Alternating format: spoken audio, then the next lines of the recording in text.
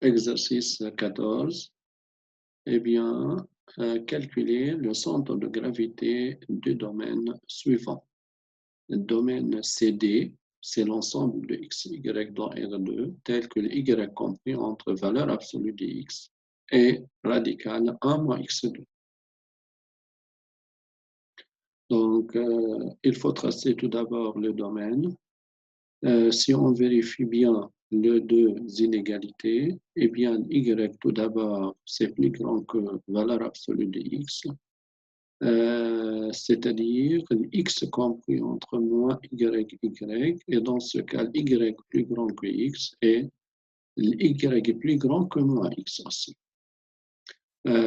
C'est entre y égale valeur absolue de x et y carré plus x2 égale à 1. C'est bien l'équation d'un cercle. On trace le cercle, ensuite on trace le deux droite y égale x et y égale moins x. On a besoin que le y est plus grand au niveau de droite.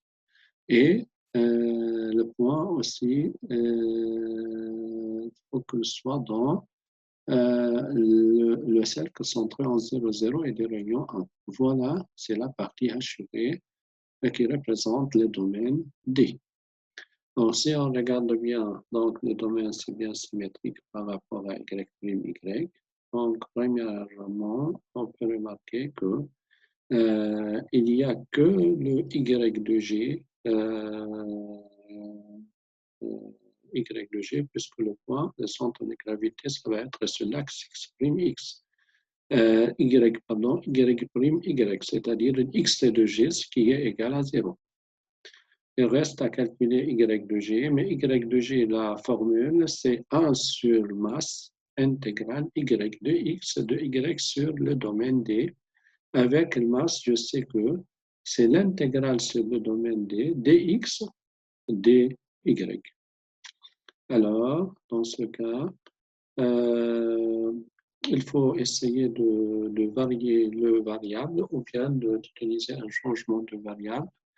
Puisqu'il y a un cercle aussi, toujours on peut sortir avec coordonnées polaires. On fait x égale r cosinus θ, y égale r sinus θ. Le borne de θ et de r dans ces domaines, eh bien, il y a première bissectrice, deuxième bissectrice. Je sais que la petite valeur de θ concernant un point dans ce domaine, c'est égal pi sur 4. Et la plus grande valeur de θ, ça va être c'est à travers la deuxième bissectrice, c'est-à-dire c'est entre pi sur 4 et,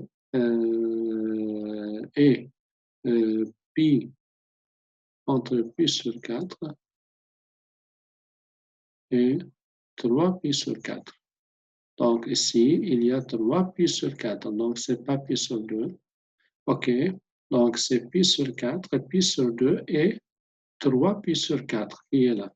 Donc ici, il y a 3 pi sur 4. Il faut corriger. Alors dans ce cas, θ compris entre pi sur 4 et 3 pi sur 4, eh bien, le R concernant l'ensemble des points dans ce domaine, ça se voit que toujours entre 0 et R. 0 et 1.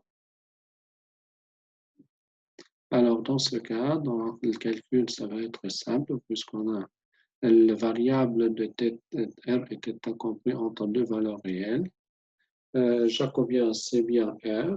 Donc, masse, tout d'abord, on fait le calcul de θ de R dr, on obtient pi sur 4. Ensuite, y de g, c'est 1 sur m, c'est-à-dire 4 sur pi, intégrale par rapport à y, c'est-à-dire R sinus θ, et il y a un jacobien qui est égal à R, c'est-à-dire R2 sinus θ. En faisant le calcul, on obtient 4 radical 2 sur 3 pi. Et donc, G, c'est le point 0,4 radical 2 sur 3 pi. OK. L'exercice 15, on va calculer l'intégrale suivante sur le domaine donné par la figure suivante. Dans la figure qu'il a donnée, on voit bien qu'il y a un cercle et rayon C2 il y a une droite x égale radical 3, c'est pour x égale radical 3. Voilà le domaine avec lequel je vais travailler, c'est le domaine suivant, la partie hachurée. Pour calculer cette intégrale, il faut essayer de varier, de trouver le domaine de variation concernant le variable ou bien le point dans ces domaines. Je vais travailler avec coordonnées polaires aussi. On prend x égale r cosinus θ, y égale r sinus θ.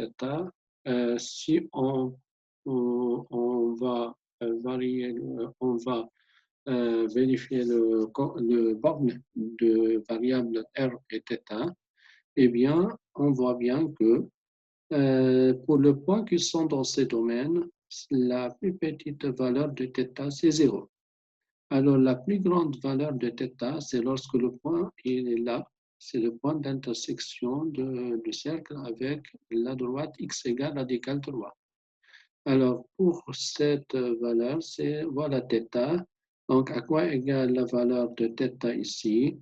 Donc, il y a un radical 3, il y a un rayon égal à 2. Donc, c'est à travers cosinus θ dans le triangle rectangle suivant.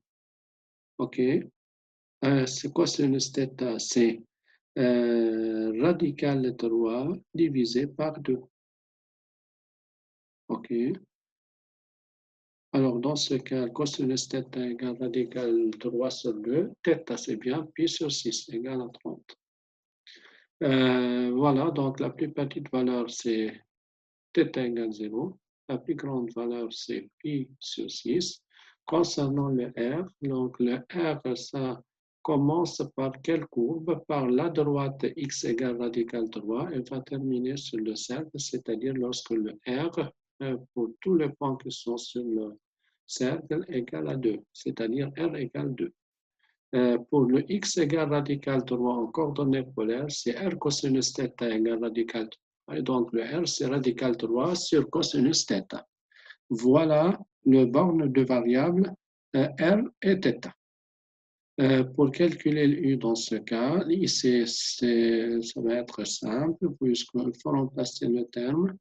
Il faut faire le changement de variable. Y égale R sinus θ.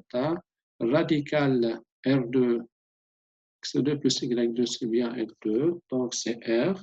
Et il y a un R jacobien, c'est-à-dire c'est R3. En faisant la primitive, c'est R4 sur 4 entre ces deux bornes. Et en faisant le calcul, on obtient moins 8 radical 3 sur 3 plus 19 sur 4.